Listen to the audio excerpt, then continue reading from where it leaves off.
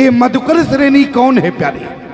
रामचरितमानस को पढ़ने वाले बैठे हैं, ये मधुकर श्रेणी कौन है? याद रखना, मधुकर श्रेणी कहते हैं संत को, और तीसरा पता बताने वाला जानकी का संत विभीषण है। प्रमाण क्या है? बोले जोगति विभीषण। आप कहेंगे पहले तो ये बताओ मधुकर श्रेणी संत को कहा गया, पहले तो इस बात को बताओ। तो जरा मानस के सिद्धांत को देखना। बोले सादर कहाई अरे सुनए बोध त्राही, मधुकर सर से संत गुण ग्राही। मधुकर श्रेणी कहते हैं संत को, और विभीषण एक ऐसा पात्र है प्यारे जिसको साधु और संत दोनों कहा गया। पूरी रामचरितमानस में पढ़ना, कोई ऐसा पात्र नहीं है जिसको दो दो डिग्रियां प्राप्त हो, लेकिन विभीषण एक ऐसा पात्र है जिसको साधु भी कहा गया और संत भी कहा गया। प्रमाण, पहले साधु अवज्ञा तोरत भवानी कर कल्याण अखिल के, और जैसे भगवान के पास पहुंचा बोले तुम सारे के अरे संत प्रिय मोरे। तो साधु कब होता है?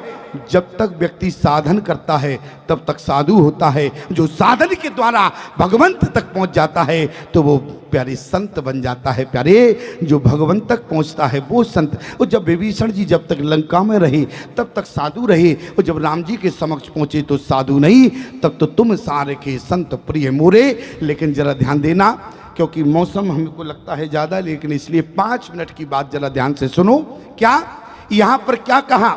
बोले तब हनुमंत कह सुन भ्राता, देखी चो जानकी माता। आपने क्या जानकी को पता है? आपने देखा है? विभीषण ने क्या कहा? बोले जोगति विभीषण अरे सकल सुनाई, और चले हो पवन सुत विदा कराई। एक बात ध्यान से सुनना, यदि समझ सकते हो तो समझना, और यदि मन भटका लिया तो नहीं समझ पाओगे, और बहुत काम की बात है। क्या है? हनुमान जी ने कहा कि विभीषण से आप जो हमें युक्ति बता रहे हो, क्या हम इस युक्ति के द्वारा अशोक वाटिका तक पहुंच सकते हैं? ध्यान देना, विभीषण से कहा कि आपने जो हमें युक्ति बताई, क्या इस युक्ति के द्वारा हम जानकी तक पहुंच सकते हैं? जैसे मान लो लोग हमसे कहें कि स्वामी जी आप जो प्रवचन दे रहे हो, क्या आपके प्रवचन के द्वारा क्या हमें जीवन में भक्ति प्राप्त हो सकती है? अच्छा, प्रश्न तो बनता है, और कह भी सकते हैं लोग, क्यों नहीं कहेंगे।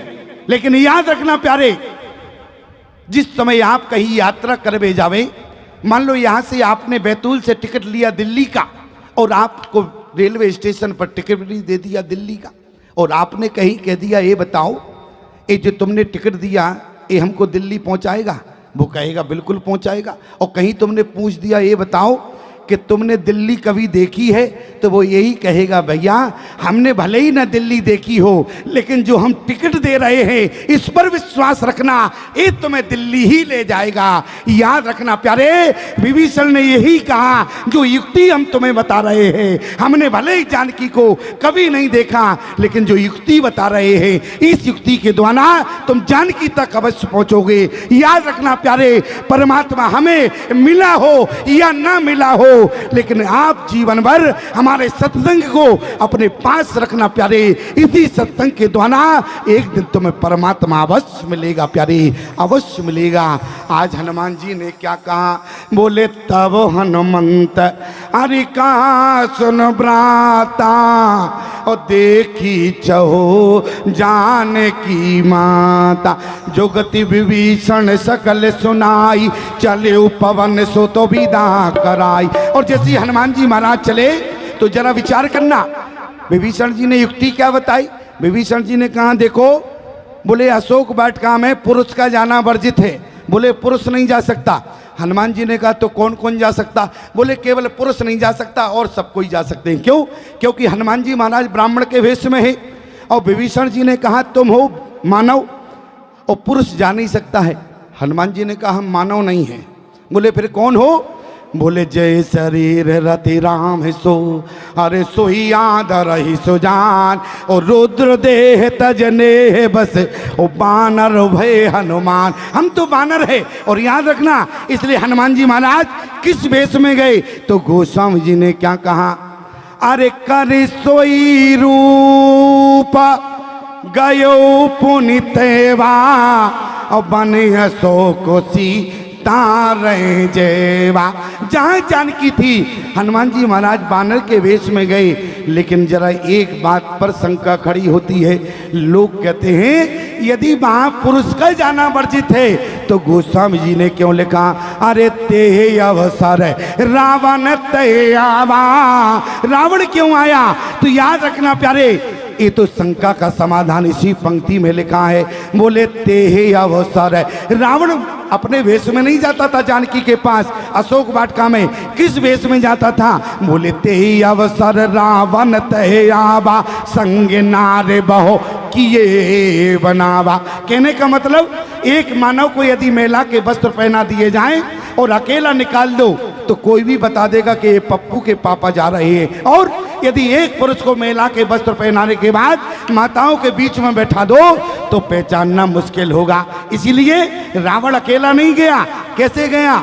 अरे ते अवसर रावण ते आवा, ते अवसर रावण ते आवा, ते अवसर रावण ते आवा, ते अवसर रावण ते आवा, संग नारी बहो किए बनावा, संग नारी बहो किए बनावा।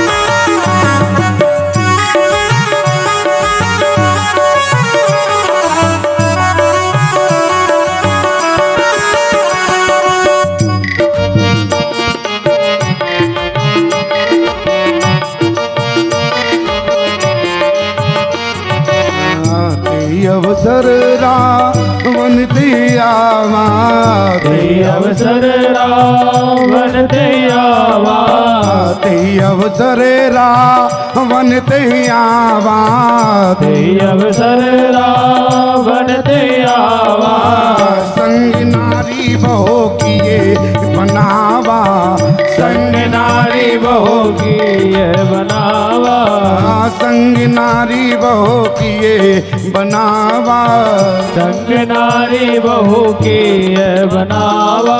इसलिए प्यारे आज रामचरितमानस के सिद्धांत को देखना।